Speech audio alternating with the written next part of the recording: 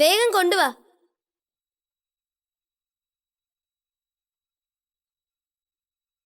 ഇതൊക്കെ നേരത്തെ റെഡിയാക്കി വെക്കണ്ടേ?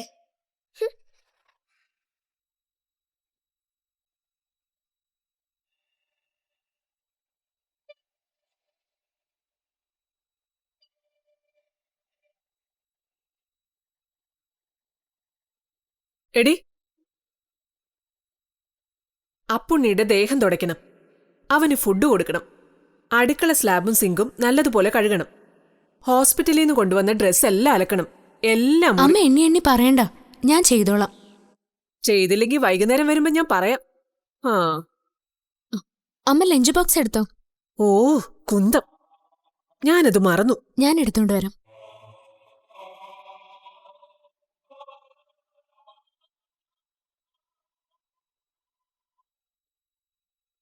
നീ ചോറെടുക്കാത്ത കാര്യം അവൾ ഓർമ്മിപ്പിച്ചില്ലെങ്കിൽ നീ ഉച്ചയ്ക്ക് പട്ടിണി. അവൾ എടുത്തു വെക്കേണ്ടതാ ബാഗില്. പിന്നെ എടുത്തു തന്നാ മാത്രം മതിയോ? വാരി ഉരുട്ടി നിന്റെ വായിലോട്ട് വെച്ച് തരേണ്ട കടമ അവക്കല്ലേ?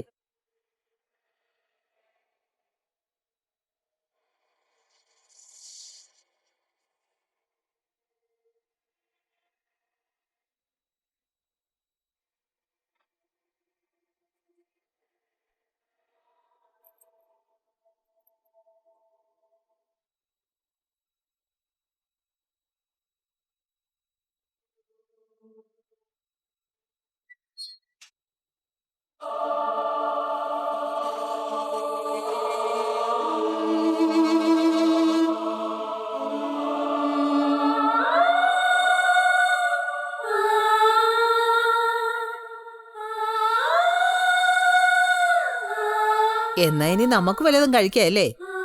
അച്ഛമ്മ ഇരുന്നു, ഞാൻ വിളമ്പിത്തരാം.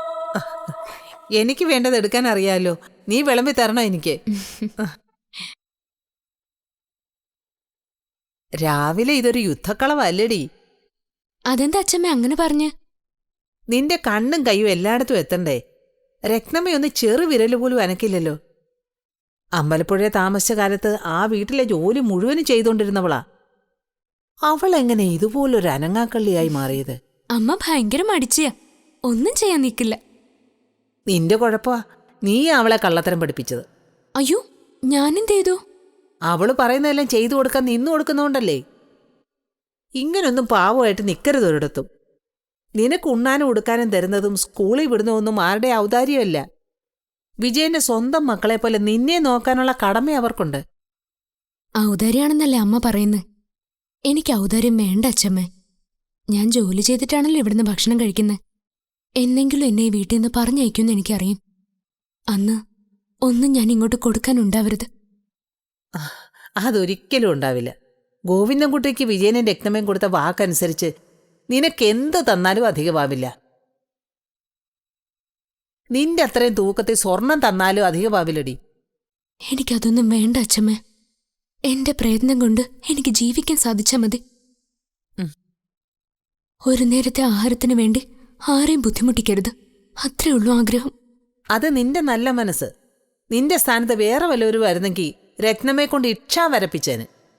നീ പോലീസിലോ കോടതിയിലോ ഒരു പരാതി കൊടുത്താലുണ്ടല്ലോ, നീ പറയുന്ന പോലെ രത്നമ്മ നിന്റെ കാര്യങ്ങൾ നടത്തി തരണം. അതാ ദത്തെടുത്തവർക്കുള്ള നീതിയും വ്യവസ്ഥയും.